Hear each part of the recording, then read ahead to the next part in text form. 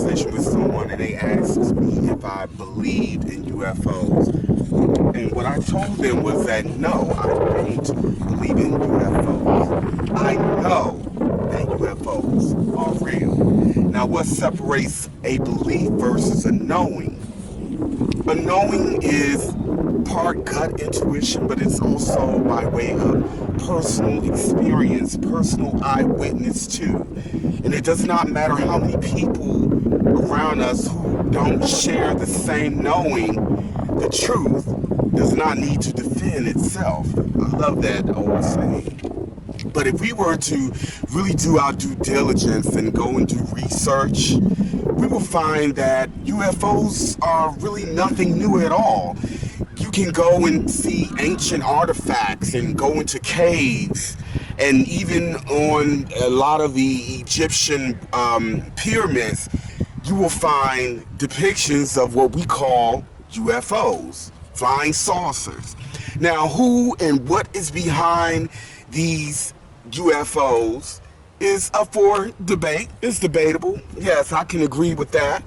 But the reality is that this is a part and have always been a part of our existence. But unfortunately, there is a concerted effort for different reasons to prevent this from becoming common knowledge. But as we grow further into self-realization and we expand our consciousness, we will know beyond a shadow of a doubt that we are not alone, never have been alone. I always say that creation did not begin and has not ended with us. Now, some people may have a difficult time with that, but hey, all I can say to that is check your ego. I want to talk about two of my own personal UFO experiences in this, meaning this physical world, this dense physical world. Two, I've had others. Trust me, I have. I've had others beyond this realm. There are beings who have capabilities where they can change the density of their vessels or their ships or their saucers or whatever the mode of transportation that they're using, and move into other dimensions, move into the astral realm, the ethereal realm, and so on and so forth. But again, I would like to draw focus on two of my experiences that I had here in this physical dense reality. The first experience was back in 2007. I was leaving my sister to go to my house, and I was driving past a very busy intersection into a highway, and there in the same area is a stadium, and I was going through a green light, and there it was, a massive UFO. It was about 800 feet from the ground. It was shaped like a boomerang, and it had a dome underneath. It was a metallic black. It made no sound. It was just hovering there. Now, my first thought was, it was like my mind didn't want to see what it was seeing or couldn't believe what it was seeing in broad daylight. This was in broad daylight. And there were cars in front of me and there were cars behind me, so I couldn't stop. And now, mind you, I was alone. I didn't have anyone with me. Now, I wanted to pull over and check it out, but I couldn't because, again, this is a green light going into a freeway, and there were cars in front of me and there were cars behind me. And my first thought was to kind of look around and see if anyone else is noticing this. There was no one on the ground at that time, and I really didn't have a clear enough view of what was going on in the car in front of me or the car behind me. But nonetheless, I didn't hear anything about it. No one talked about it in the neighborhood. And again, given the size of this thing, I would say it was approximately 60 to 80 feet per side, like this illustration that I'm showing you here. About 800 feet off the ground, not making a sound, not moving, just hovering there. I kind of just scoffed it off as, well, maybe it was just me. Maybe I was the only one that saw it for whatever reason. Now, mind you, I had absolutely no thought, no concern, no focus whatsoever on UFOs when I had seen it at the time. The second time was with a witness. And interestingly enough, you guys who have been watching me since 2009, when I started making these YouTube videos, I had kind of touched on this when I had done a video with my nephew, Job. And Job was with me, and one of our cousins was with me at the time. Very similar scenario as this one, but this time we were leaving from a very, very popular mall in Arundel Mills in Maryland. It was on a very dreary, rainy day. It was really cloudy. And again, I was driving towards a highway, and right before me, this UFO flashed. Half of it was cloaked off, and the other half appeared for about 5 seconds, and then it disappeared. When truthfully it didn't disappear, it was cloaked.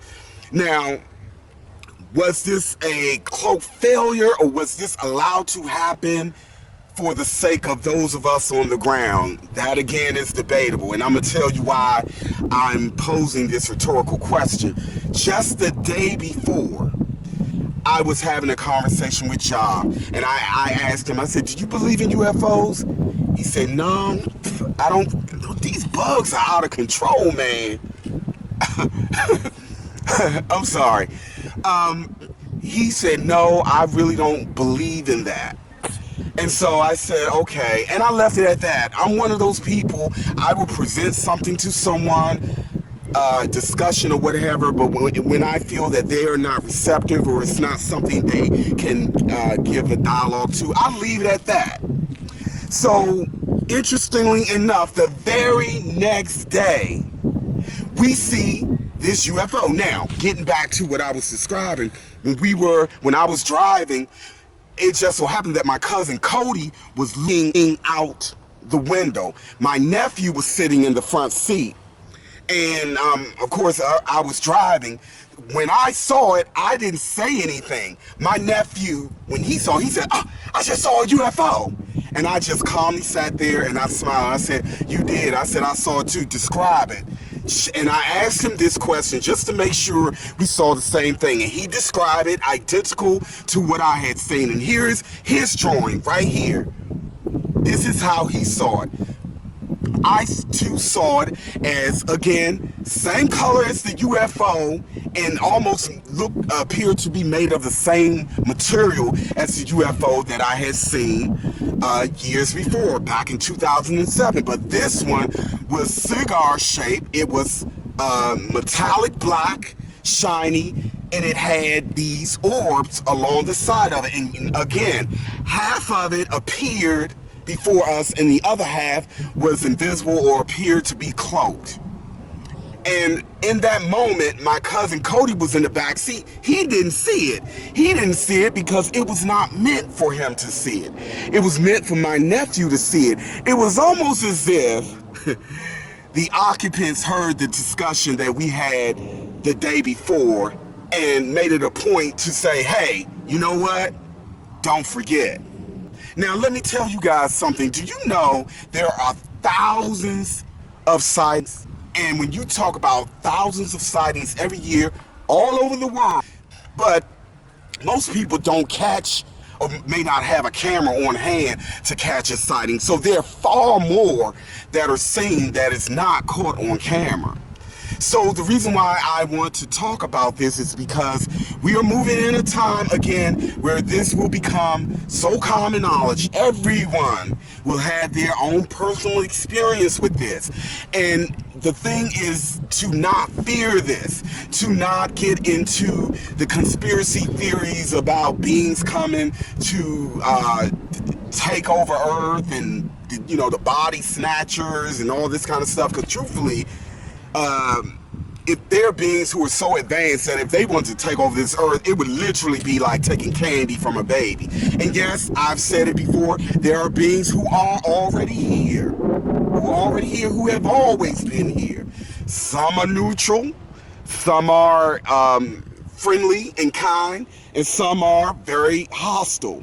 I'm not trying to ruffle any feathers, but all of these different religious belief systems truly are rooted in these UFOs. This is why people believe God is in the sky. Where do you guys think that comes from? This is why all of these indigenous cultures speak about gods coming from the heavens, meaning the sky, coming from above and teaching them and showing them things. This is where many of the different belief systems where each culture believes that they have the one true God. And even though their God, the belief in their God may be different from the other, what they have in common is that these were and are beings who were either alien, who were either extra-dimensional, interdimensional, or beings who are here, who knows what's going on, and they want to play and be God. That's just the truth.